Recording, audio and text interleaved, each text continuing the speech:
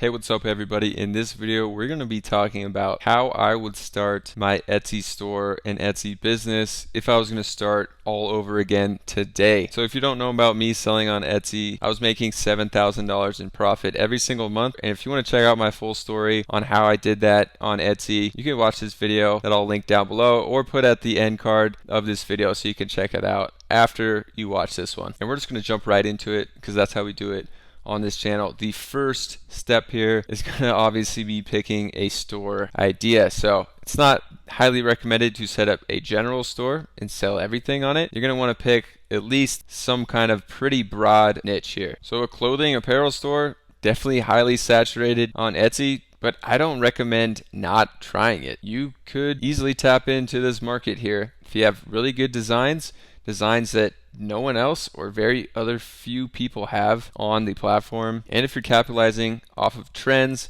and being one of the first ones to do that. So I still think clothing and apparel stores are viable on Etsy, and I wouldn't recommend not trying it, especially with print on demand. You're not going to have to spend any money up front, so there's really no risk in trying it. With print on demand like Printful that you could check out down below, it makes it really easy to integrate products into Etsy, and then when someone makes a sale on Etsy, Printful will charge you say $12 for the shirt cost and the shipping, and then if you sell that for $25 on Etsy, you get to keep the remaining profit. You don't have to buy any inventory or hold any inventory up front, so no risk really in trying the store out. So if I was starting a clothing apparel store, I would look for a niche that's going to be underrepresented, capitalize on the trends, and make designs that really no one else is making on Etsy. You can easily find this out by searching on Etsy for your design ideas, seeing how many results come up. If there's not that many, you have a really high chance of getting on the front page. If there's thousands of results, more than 1,000, more than 2,000, that's where you're getting into the territory where it's going to be hard to make sales because your item's going to end up on the third, fourth, fifth, or even higher page. And how many people are clicking page to page trying to find an item after a search? It's not going to be that many that make it past the first page, let alone second, third, or fourth page. So that brings me to step 2, which is going to be try multiple stores. Yes, you can launch multiple stores at the same time on Etsy. So if you have a bunch of different ideas that you want to try out, definitely do it on different stores. And I recommend trying a bunch of different ideas. That's how I was successful. I had 4 or 5 stores. 2 of them were making profit and income every month above $1,000, so I just focused on those. But if I didn't try 5 stores, who knows, maybe I never would have found a profitable store, or maybe only found 1 profitable store when I could have been making a lot more money in the end trying different things out. So another store idea you can try is selling digital products. Now with AI, it's really easy to get creative and sell things that you really couldn't sell just 6 months ago because AI had not come out. Subscribe to the channel because I'm really soon going to be dropping a video on 10 store ideas that you could start on Etsy right now to try to make a profitable store. Alright, so say you have multiple stores up. How many products should you be listing on these stores? Some people think, just enough to get a full page. I forget how many it is on Etsy now, maybe 9 or more.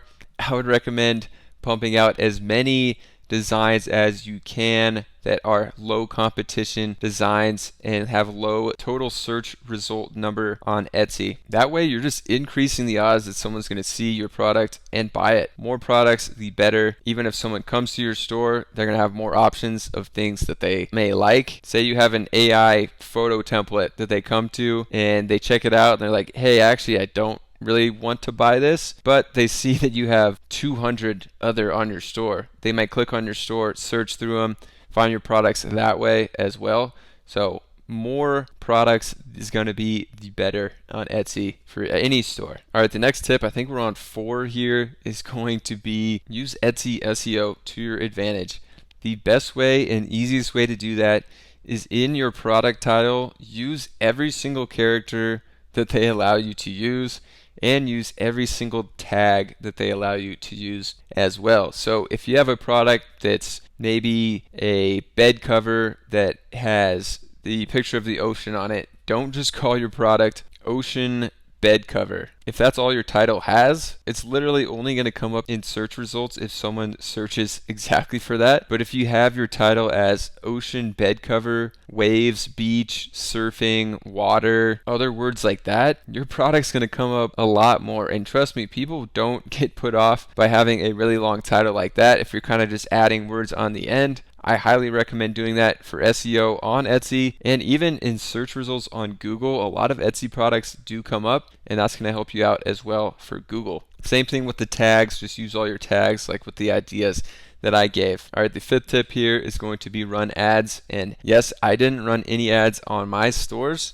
but I was also being successful on Etsy when there was less competition. Getting ads on some of your products, whether they're products with somewhat higher competition, ads can help. Or if you're finding those products that really aren't on Etsy, but you think people may like to buy them, how are they going to know that they're there unless they're searching for them, which they may not be because they don't know, about this product yet, maybe.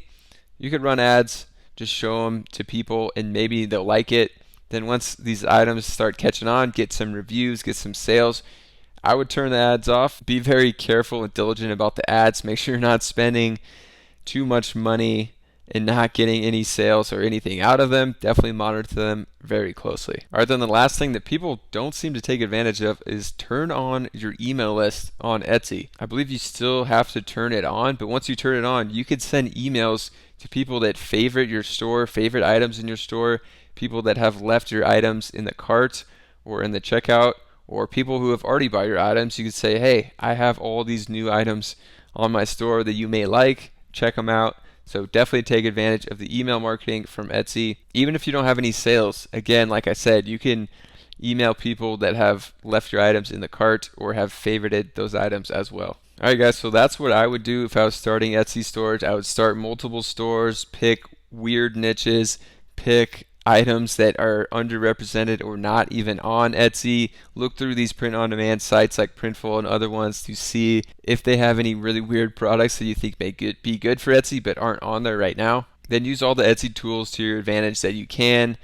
Make a good-looking store, all of that.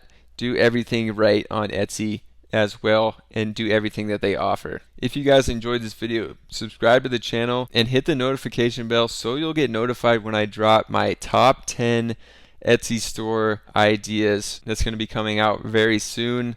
Also check out the channel for more videos. There'll be 2 more linked right here on the end card, so definitely check those out, and I'll see you guys over there.